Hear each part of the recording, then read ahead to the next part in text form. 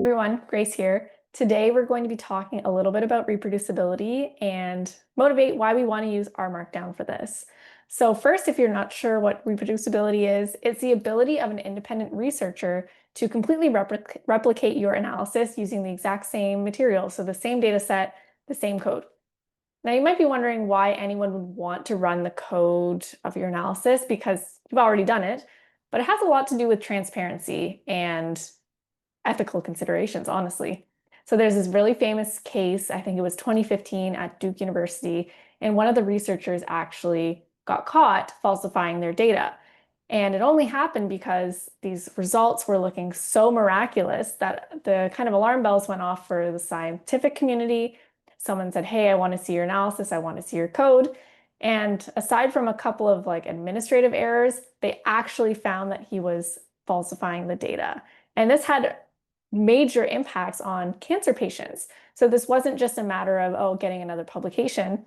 This was affecting real people in their lives. So by making sure that our work is reproducible and shared openly where possible, we can avoid these sort of situations and really become more accountable and transparent as researchers.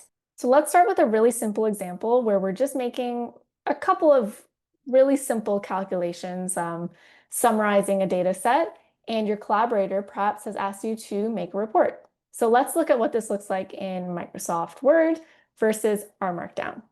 Okay, so the data set that we're going to be looking at is empty cars, and it's preloaded with R, so you don't need to do anything but call it to load it into your environment. And it has different types of cars and data on each of them. So the miles per gallon, the number of cylinders, the weight, and so on. Those are just some we're going to look at today. And we can tell how many cars are in the analysis by running n row of empty cars, and there's 32 of them. So maybe that's something that we'd like to include in a report. So I just have a Word document on the right here, and it's basically just saying some really basic information of the data set. And perhaps we want to say that there are 32 cars included in the analysis, and maybe we want to calculate the average miles per gallon across the cars. Again, really, really toy example here. So we're calling the mean function, which is built in R, and we're taking the mount cars data set. I don't know why I keep saying mount cars, empty cars data set. And we are using this $ to say that let's only look at the MPG, miles per gallon variable. So when I run this, we get 20.09. So I can write the mean of the miles per gallon, or let's just say the average miles per gallon is 20.09 across these cars. Great. And then maybe we want to do a little plot, pretend I didn't already have that.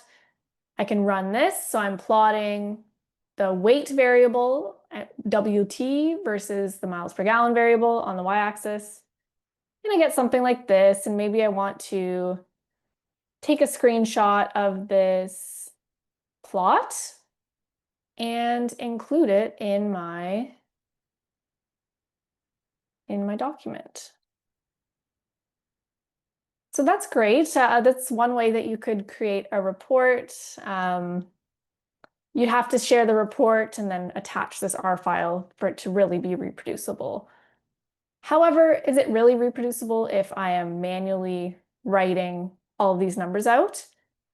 Well, let's assume that our collaborators come back and say, oh, actually, that first car, the Mazda RX-4, I don't want it in the analysis. I only want the other cars. Okay, so then we have to remove that from the data set. So I'm just going to go -1. I'm removing the first row of the data set. I'm going to have to run all of this again. Okay, now I have 31 cars. I need to edit this. The average also changed. I need to delete this, screenshot this again, move it over. This is just not a great process because a lot of the times these reports are iterative. You're going to work with people that are going to ask for minor changes that really, if it's at the beginning of the analysis, is going to affect everything. You are going to spend a lot of time fidgeting with this report, copying, pasting numbers. And I mean, you could copy the code onto your document, maybe in an appendix. But does that really do much for you if you can't run it? Certainly better than nothing, but you know, I'll show you how to do it a little bit better in RStudio. So this is what our Word report looks like. Let's see how we could make this almost exact same report, but honestly better in RStudio. To make an RMarkdown document, we're going to go to File, New File, and RMarkdown. You can write the title in here. You can also change it later, but maybe it's just our report. You can put an author on there.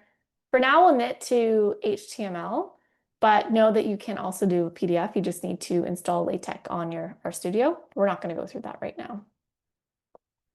So anytime that you create this document, it makes a kind of sample. And to look at what the sample looks like when it's actually, this is just code, but if we want to generate the report, we click this knit button. I want to save it first, sure. And out pops this report. So we see the title, and it has some sort of sample from the document or the code that was generated. So it's basically a little tutorial of RMarkdown. So you see we can have different headers, we can code in this document, we can have text, we can put links in. Yeah, it's really powerful. So let's see how we could have used RMarkdown for the report that we made over here instead of using Word. So to create a header, our kind of level 1 header would be our title report. And to create a level 2 header, we use those 2 pound or hashes, whatever you want to call them. And my first one was summary statistics. So I'm just writing it as is. And I included this text in our Word document. The really cool thing is that in R, you can actually use inline code. So instead of manually writing how many cars there were, I can use code to just say, well, just spit out the number of rows. Doesn't matter what they are. I use that backtick, and I tell that RMarkdown that I want to code in the language R, and then I just have to write my code. So the number of rows of that empty cars data set, that's all I want to call.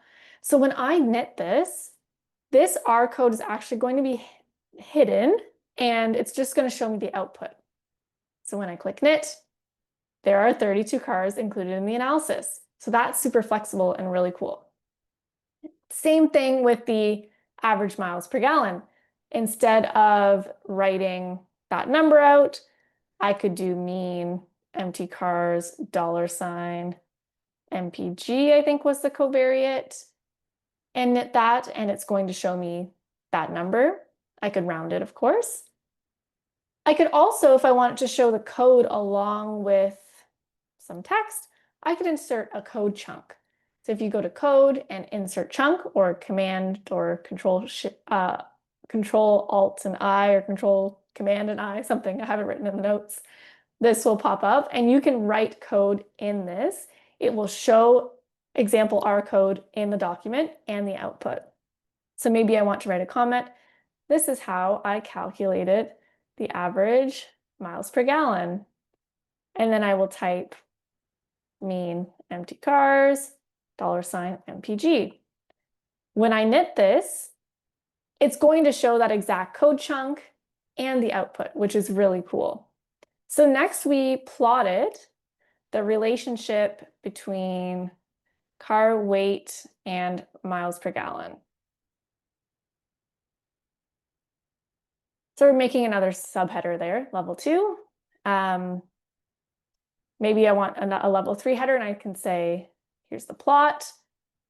And again, I can just write the code in a chunk, and it's going to output that really nice plot We can definitely do better for the plot in another class I will show you, but for now we're just going basic. I'm going to comment my code to make sure that everyone knows what's going on. And then when I run this, or I knit this to the HTML document, I get, again, that kind of sub header. I get the code of the plot and I get the plot, which is really cool.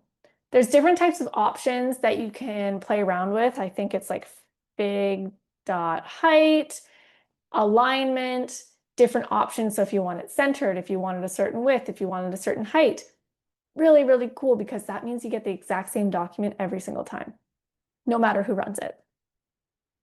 If, for example, I want it to just show the plot and not the code, I could use echo equals false. And when I knit that, it will hide the code. So it really just depends on kind of the type of report you want, whether or not you want to show the code. So it might actually seem like a bit of extra work up front, but let's think about that situation where your collaborator comes back and says, I don't want that first car in the analysis. In the Word document we were manually changing things, but in this case, we just have to run one line of code and everything automatically updates. So let's add a code chunk. And we're going to overwrite that original data set, removing the first row. So for this code chunk, there's, again, a couple options. I could hide it if I want. I could keep it. For now, we'll keep it and knit it and see what happens. So from that one extra line of code, everything is updated. I see that I have 31 cars. The average was reduced to 20.06. And you probably can't tell because side by side, but one of the points is removed. And again, if I wanted to, I could hide this code chunk if I don't want it to be seen in the report. I can still run it.